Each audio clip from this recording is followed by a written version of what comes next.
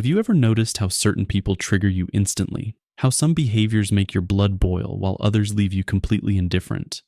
You scroll through social media and immediately unfollow that person who seems too attention-seeking. You meet someone at work who appears selfish and you can't stand being in the same room with them. You see others pursuing their dreams boldly and something inside you whispers that they're just show-offs. But here's what no one ever told you with this brutal clarity. Every person who irritates you is holding up a mirror to your soul. Carl Jung called this the shadow, the parts of yourself that you've rejected, repressed, and pushed into the darkness because they don't fit the image you want to maintain. And this shadow, this collection of everything you hate about yourself, is actually the roadmap to your authentic purpose. Think about it. That attention seeker you despise, they might be reflecting your own unexpressed need for recognition, your desire to be seen and valued. That selfish person who triggers you, they could be showing you your own buried impulse to finally put yourself first, to set boundaries, to stop sacrificing your dreams for everyone else's comfort. Those bold dreamers you judge as show-offs, they're living the courage you've suppressed, the part of you that wants to shine but has been taught that ambition is ugly. The cruel truth is that we learn to hate parts of ourselves before we even know we have them.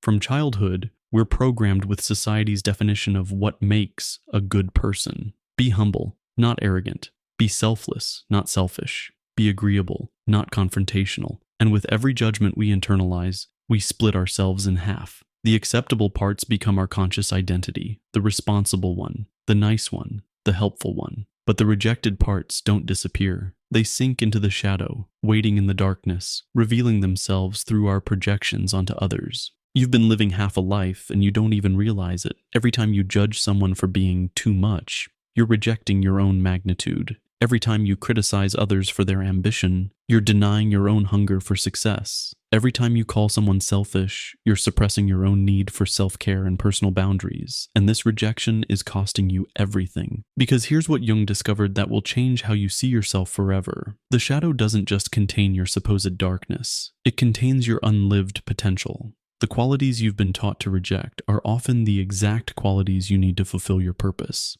That aggression you suppress, it might be the leadership the world needs you to express. That vanity you hide, it could be the healthy self-celebration required to inspire others.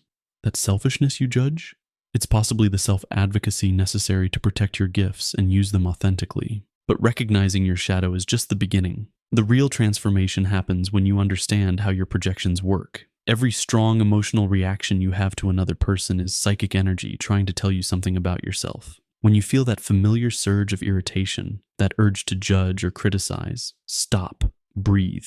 Ask yourself, what quality in this person am I refusing to see in myself? Let me give you a real example. Imagine you're someone who prides yourself on being humble and down to earth. You see an influencer online celebrating their achievements, posting about their success, seeming confident and self-promotional.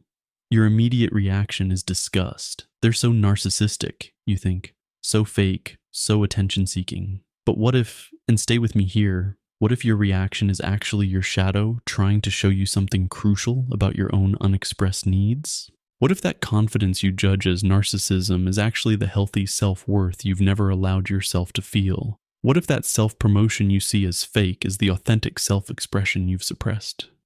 What if that attention-seeking you despise is your own starved need for recognition and validation finally trying to surface?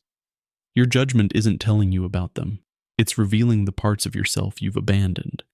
And here's where this gets really powerful. When you start reclaiming these shadow qualities, when you begin integrating what you've rejected, you don't become a worse person. You become a whole person. You don't turn into a narcissist when you embrace healthy self-worth. You become someone who can value themselves and others authentically. You don't become selfish when you learn to advocate for your needs. You become someone who can give from abundance rather than depletion. You don't become aggressive when you embrace your power. You become someone who can stand up for what matters without destroying what doesn't. This is the paradox Jung understood, but few dare to live. Your shadow contains your gold. The very qualities you judge most harshly are often the missing pieces of your authentic self. That person living their dreams boldly while you judge them from the sidelines, they're not your enemy. They're your teacher, showing you what's possible when you stop rejecting your own magnitude. But shadow work isn't comfortable. It requires you to face the fact that you've been living a lie, that the nice version of yourself might be a prison you've built to avoid rejection. It means acknowledging that your judgments of others have been desperate attempts to avoid seeing your own complexity. It means accepting that you are not just light, you are shadow and light, darkness and brightness, selfishness and selflessness, aggression and gentleness, all existing within the same human soul. And this is where most people stop.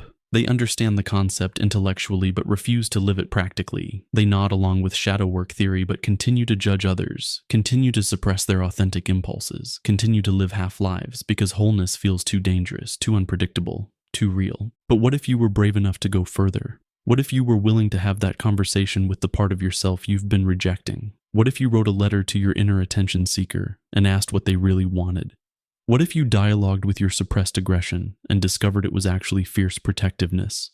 What if you sat with your hidden selfishness and realized it was just healthy self-preservation trying to emerge? This is where purpose reveals itself, not in some grand, mystical download, but in the gradual reclaiming of your authentic energy. When you stop wasting psychic force judging others for expressing what you've suppressed, that energy becomes available for your own authentic expression.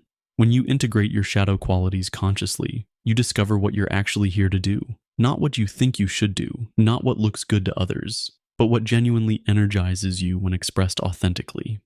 Your purpose isn't separate from your shadow. It's hidden within it. The very qualities you've spent a lifetime rejecting are often the exact qualities the world needs you to express. Your controlled aggression might be the advocacy the world needs. Your hidden vanity might be the self-celebration that inspires others to embrace their own worth. Your suppressed selfishness might be the boundaries that model healthy relationships for everyone around you. But here's the final truth that will either liberate you or leave you exactly where you are. This work requires you to be misunderstood. When you start integrating your shadow, when you stop being the nice version of yourself and start being the whole version, people will be confused. They'll accuse you of changing, of becoming difficult, of losing your humility. And they'll be right. You are changing. You're becoming real. The question is, are you willing to disappoint others to discover yourself? Are you ready to be judged for expressing your authentic complexity? Are you brave enough to let your shadow show you what you're really here to do? Because on the other side of that courage lies not just self-acceptance, but the kind of authentic purpose that can only emerge when you're finally willing to be completely, unapologetically, dangerously yourself.